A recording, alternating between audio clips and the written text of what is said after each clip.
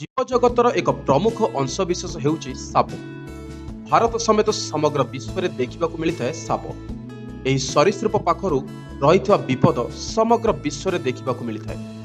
ସାପ କାମୁଡ଼ିବା କାରଣରୁ ସାରା ବିଶ୍ୱରେ ପ୍ରତିଦିନ କେତେ ଲୋକ ପ୍ରାଣ ହରାନ୍ତି ତାହା କେହି ଜାଣନ୍ତି ନାହିଁ।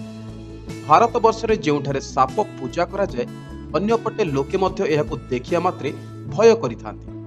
କିଛି ଲୋକ ଏତେ ସାହସୀ ହୋଇଥାନ୍ତି ଯେ ସେମାନେ ନିର୍ଭୟରେ ସାପକୁ ଧରିଥାନ୍ତି, ହେଲେ ଅଧିକାଂଶ ଲୋକ ସାପକୁ ଦେଖିବା ମାତ୍ରେ ନିଜର ରାସ୍ତା ବଦଳାଇ ଦେଇଥାନ୍ତି।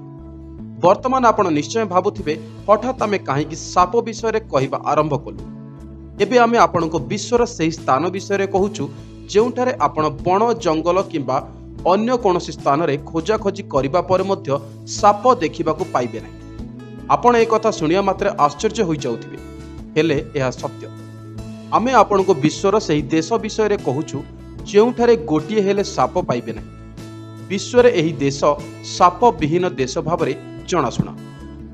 ବିଶ୍ୱରେ ଏପରି ସ୍ଥାନ ୟୁରୋପ ମହାଦେଶରେ ଅବସ୍ଥିତ।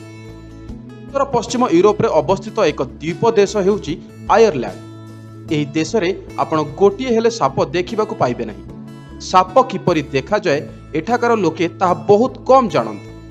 ଏକ ରିପୋର୍ଟ ମାଧ୍ୟମରେ କୁହାଯାଇଛି ଯେ କିଛି ଲୋକ ନିଜର ଏକ ସଉକ ଭାବରେ ସାପଙ୍କୁ ବଞ୍ଚାଇବା ପାଇଁ ବିଦେଶରୁ ଆୟର୍ଲ୍ୟାଣ୍ଡ ଆଣିଥାନ୍ତି।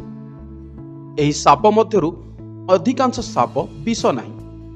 ଯଦି ସେମାନେ କାହାକୁ କାମୁଡ଼ି ଦିଅନ୍ତି ତାହେଲେ ତାହାର ମୃତ୍ୟୁ ହୋଇନଥାଏ।